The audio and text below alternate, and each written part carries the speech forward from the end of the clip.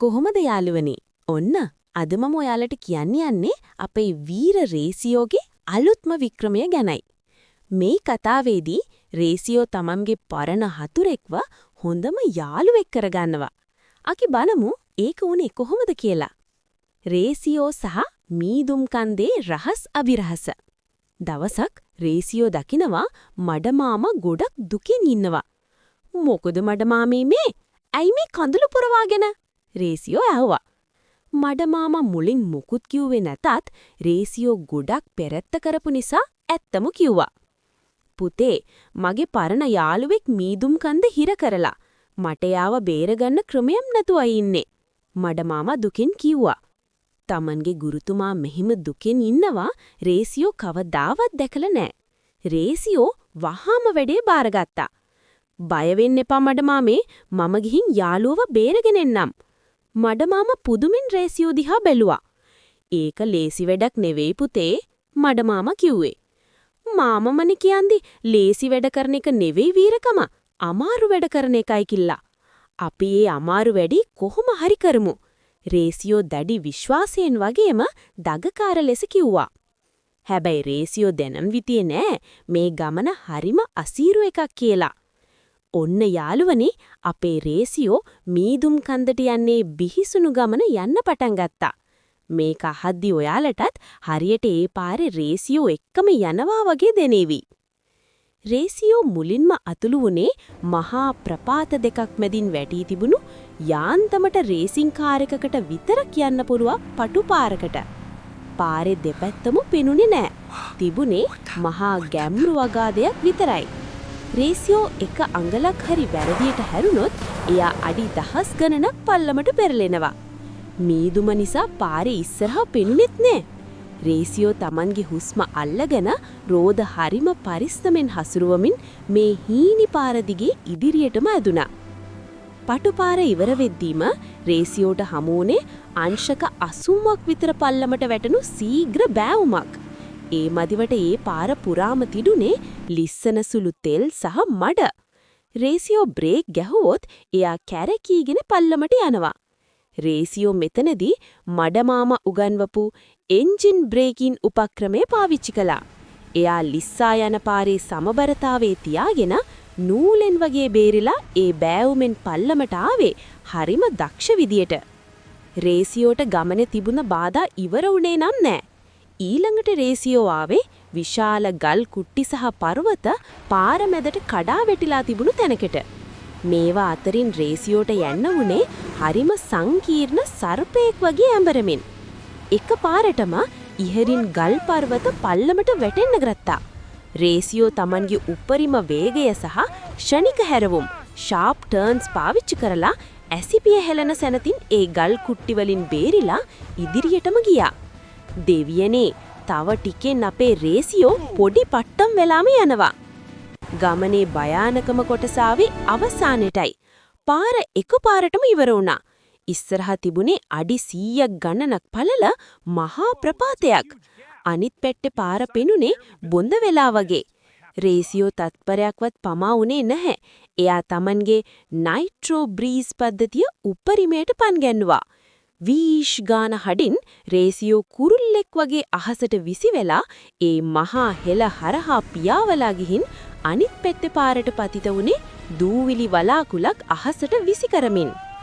රේසියෝ මීදුම් කන්දේ හිරු රශ්මිය පවා නොවැටෙන අඳුරු මාර්ගයක දිගේ වේගයෙන් නැදී යද්දී එකපාරටම සිදු වූ දේ අදහා ගන්න නොහැකි වුණා.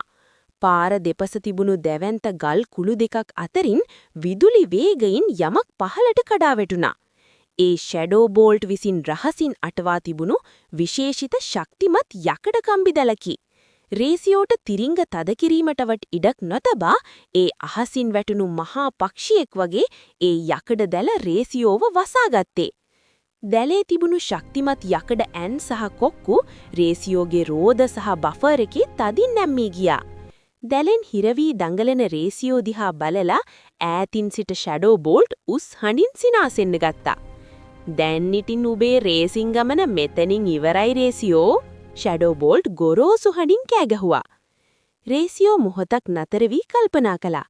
එවිට එයාට මතක් වුණේ මඩමාම මීට දින කිහිපයක් කලින් ඔහුගේ රෝදවලට සවිකල ඉහළට එසවීමේ බලය පිළිබඳ උපක්‍රමය. රේසියෝ තමන්ගේ පද්ධතියේ ඇති සියලුම ජවය රෝද 4 ඇති හයිඩ්‍රොලික් පද්ධතිය වෙත යොමු කළා. දැන් හරි රේසියෝ තනියම මුමුණා ගත්තා. එකපාරටම රේසියෝගේ මුළු ශරීරයම අඩි 2ක් පමණ ඉහළට විස්සීව යන පරිදි එසවුණා. ඒ සැනින් රේසියෝගේ බඳේ සහ රෝදවල ඇම්මී තිබුණු යකඩ කම්බි ටං ටං හන් නගමින් එකිනෙක පුපුර ගියා. දැල ලිහිල් වුණ සැනින් රේසියෝ තමන්ගේ ටයර වලින් දුම් විසීවන පරිදි පාර හාරමින් වේගයෙන් ඉදිරියට පැන ගියා ෂැඩෝ බෝල්ට්ව පුදුමයට පත් කරමින්. දැන් රේසියෝ ඉන්නේ ඊටමත් කෝපයෙන් සහ එඩිතරවයි. ඔහු කෙලින්ම ඇදුනේ සයිබර් කර සිටින අද්භූත කුටිය දෙසට. රේසියෝ මඩමාමගේ යාළුවා හිර කරලා තිබුණු කුටිය ළඟට ආවා. හැබැයි ඊකේ දොර ඇරෙන්නේ ෂැඩෝ බෝල්ට්ගේ මූණේ සලකුණට ෆේස් ID එකට විතරයි. රේසියෝට උපරිම අදහසක් ආවා. ඔහු ෂැඩෝ බෝල්ට් ඉන්න තැනට ගිහින් හයියෙන් hina වෙලා සමච්චෙල්ල කළා. ෂැඩෝ බෝල්ට් මම කුටියේ දොර ඇරලා යාළුවව බේරගත්තා. ඔයා දැන් පෙරදුනා.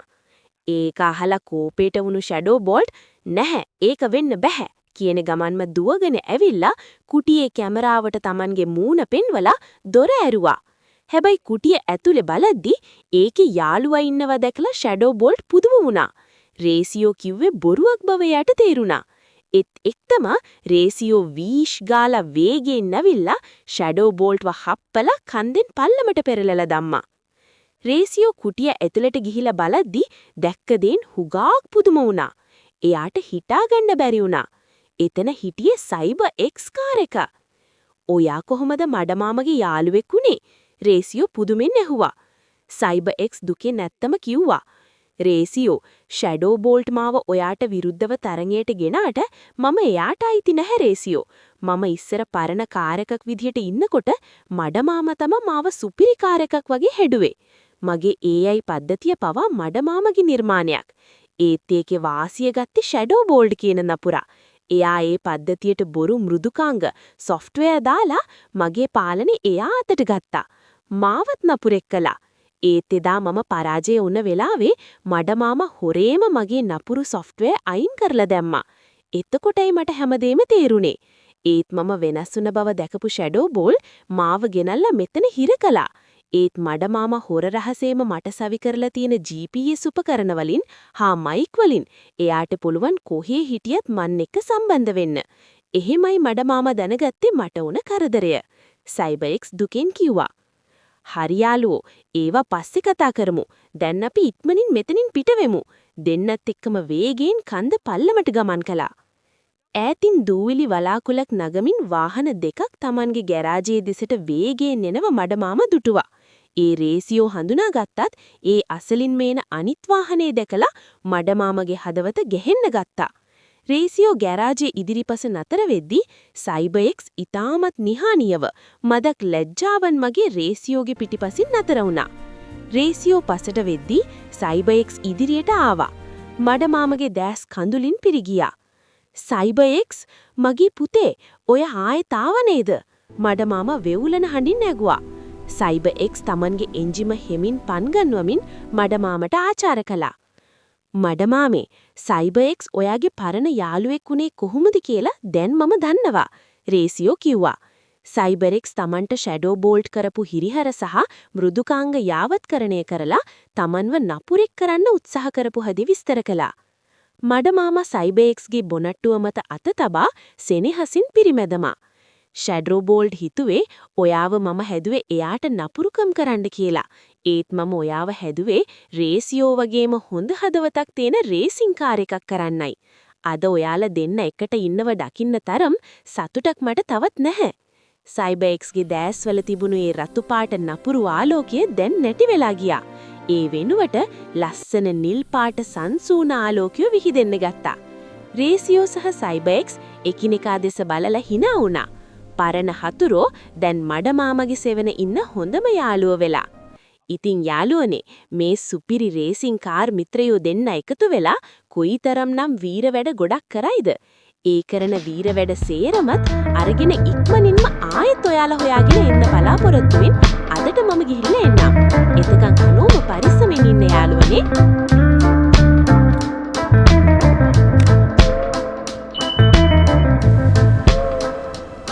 සබ්ස්ක්‍රයිබ් කරන්න යාළුවනේ.